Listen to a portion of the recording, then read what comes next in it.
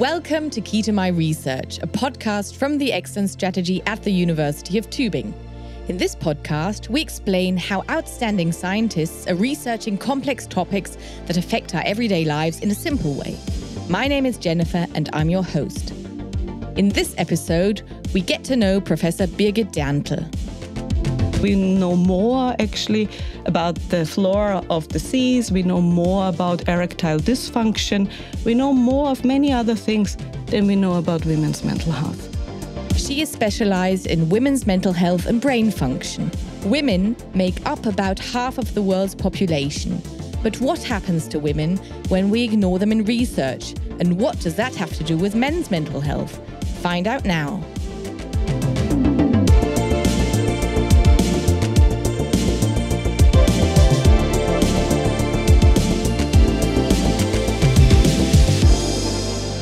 I really love science on women because I am a woman.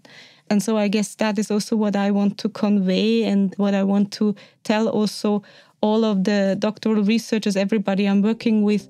I hope that everybody feels well the way they are, in their individual way.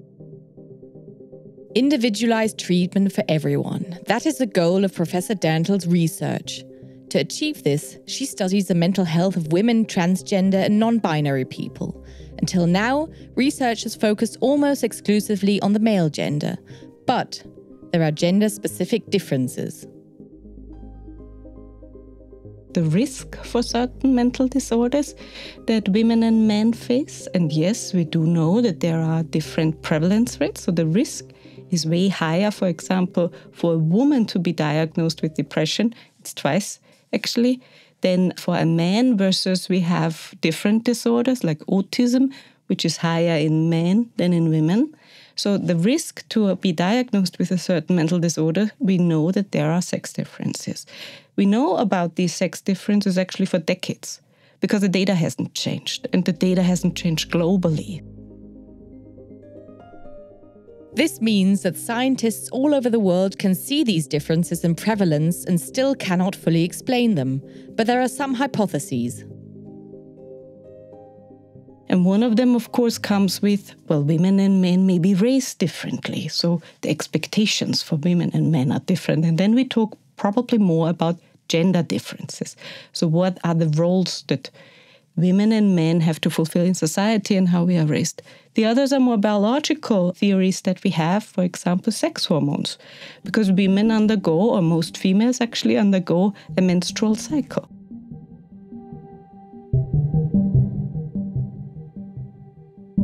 It's only 0.5% that has been dedicated to women's mental health of our research. So we know more actually about the flora of the seas, we know more about erectile dysfunction, we know more of many other things than we know about women's mental health.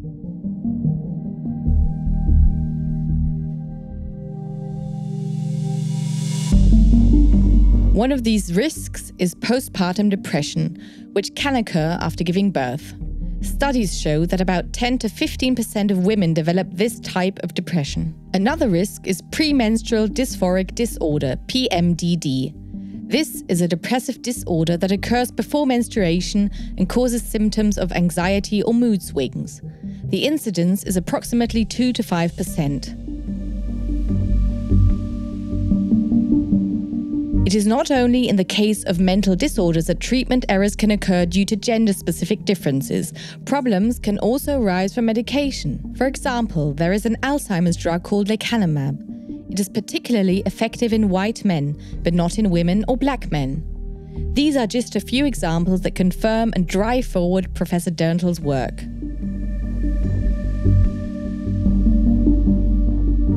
I think it's a strong indication for me to move on and to put our effort here to really kind of collaborate with everybody. But it's also something where I'm happy that we are kind of trying to fill the gap. So we are providing data right now, and we also have now an international research training group here in Tübingen, which is really a wonderful thing because now 12 doctoral researchers all work in the direction of women's mental health, contributing different data to this in collaboration with Swedish colleagues. And I think this is the future, to together look into aspects and really learn from each other, and then also discuss what is needed as a next project, as a next step, and how does the data that we gather translate into mental health care. For Professor Derntl, the University of Tübingen is a good place to do research. The university hospital has a high level of expertise and great potential when it comes to the treatment of women. It ranks fourth in the world in the field of gynecology. Professor Derntl's research area, women's mental health and brain function, is therefore a sensible and important addition. But she also values the work at the university hospital in other ways. It's a very nice and a wonderful atmosphere that we have here in Tübingen. And I guess one of the benefits of being such a small university town is that everybody is close by. You can actually meet with everybody and we can exchange, and the communication and the collaboration between the colleagues is super and is really excellent. I guess that is what motivates and what gives Tübingen such a special atmosphere, that we want to collaborate because we have to. It's so small and everybody is nearby, and we do then collaborate. And this is really perfect. Professor Derntl focuses on women's mental health. This includes, among other things, the menstrual cycle, birth control, and the menopause. As we've learned, there are many things going on in a woman's brain that are largely unexplored. What we know today is that the hormones for the menstrual cycle affect brain activation, brain function, and mood symptoms. But we don't know a lot about what's happening when it comes to hormonal contraception and social affective behavior, for example. So that's what I'm interested in: emotions, mood, and empathy. So we did some studies in these regards, and yes, there seem to be effects there. But there's also a group of women who tolerate contraception very, very well. And there's a group of women who do not tolerate it. And it's still, we do not know how to identify those that tolerate it versus those who do not tolerate it before they actually start taking oral contraception or use any other hormonal contraception method. The situation is similar concerning the transition to menopause. Again, the data is far too sparse. We investigate the menopausal transition, the perimenopause, as it's called, as the state between, as when you transfer, actually. And this period is super interesting, but again, we don't have much data. And if I now tell you that the duration of the perimenopause is 4 years, but it could actually be 2 to 8 years, and we don't know which individual will face a 2 years transition versus who are those that actually transition for several years and even longer, and what will be the symptoms like. Because a third of the women transitioning, they won't have a lot of symptoms. They will transition and it will be all right. A third will have symptoms and they will suffer. And another third will have severe symptoms. So this is actually also where we don't know who are the individuals who will have the less symptoms or will have more symptoms. We don't know. And of course, there are some theories that we are now working on, maybe some hormone-sensitive women, so that there's a subgroup of women who are particularly sensitive to hormonal transitions, which also shows when they start taking oral contraceptives, for example, or when they've been pregnant, so that they particularly respond to those hormonal influences. But that could also be then for the menopausal transition, but we're not sure about this. We can see that something needs to change quickly so that all genders are treated equally. If we stick to the old days, half of the population will be neglected. Half of the population will be misdiagnosed and will probably also suffer from the consequences in terms of treatment. So that's for the women. And if we talk about trans and non-binary, I think it's the same what's happening there. There will be a group of people, a group of individuals who will not get the right treatment for their condition. Professor Derntl is driven by the hope of individual treatment for everyone. But not only that, her research also has a personal impact on herself. I'm way more aware of monthly changes that I'm undergoing now because of all the research we are doing. And it's a wonderful topic actually to be working in. And I so much love the exchange and the openness that I have with colleagues. I do not share here on the podcast what topics we are addressing at certain meetings, but they are very informative and very psychoeducational.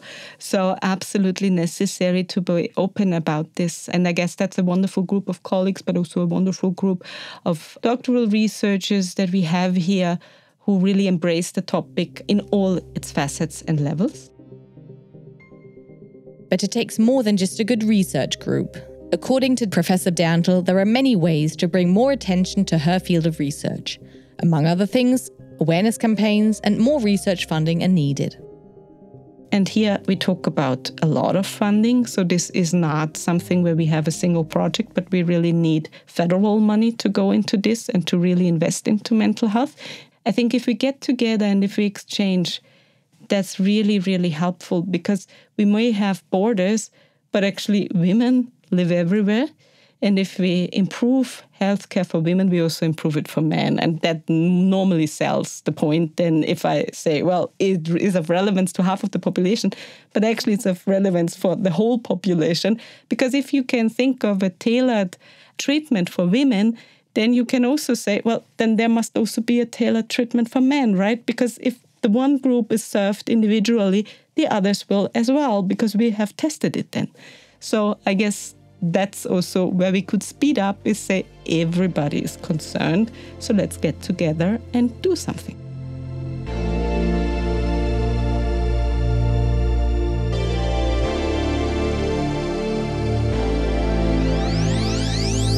This was Key to My Research, a podcast produced by Changing Time in cooperation with the University of Tübingen. For more information and the links to the sources, see the show notes below. There you can also find a link to the whole interview with Professor Derntl. If you enjoyed this episode, please subscribe to the podcast, leave a review, and recommend it to your friends and colleagues. Special thanks to Professor Birgit Derntl, Laura Rothgang, Heiko Heil, Oliver Häusler, Kurt Schneider, and Oliver Lichtwald. My name is Jennifer. Thanks for listening and see you next time.